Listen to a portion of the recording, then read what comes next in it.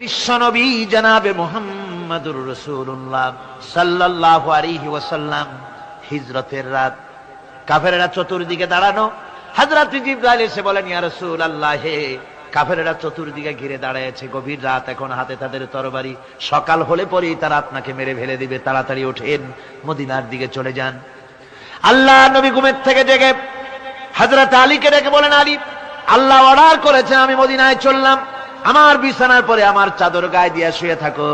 হযরত আলী বলেন, আল্লাহর হাবিব, আপনার চাদর গায়ে দিয়ে ঘুমিয়ে থাকবো, সকালবেলায় কাফির বেঈমানেরা আপনার বিছানার পরে আপনার চাদর গায়ে দেওয়া অবস্থায় আমি আলীকে তারা মুহাম্মদ মনে করবে, আর আমি আলীকে নবী মনে করে তারা তাদের তরবারি দিয়া কেটে কেটে টুকরা টুকরা করে আমারে বিদায় করে দেবে দুনিয়া থেকে।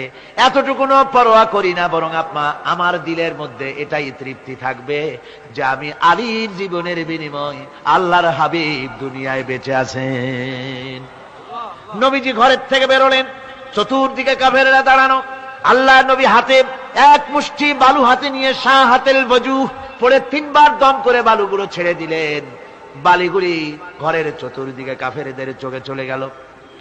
পরবর্তী সময় রব্বুল আলামিন ডেকে বলেন, নবীরে, বালি যখন নিক্ষেপ আপনি করেছিলেন, ধুলাগুলি আপনি তো শুধু নিক্ষেপ করেছিলেন, কিন্তু চতুর্দিকে কাফেরদের চোখে গেল কেমনে? এক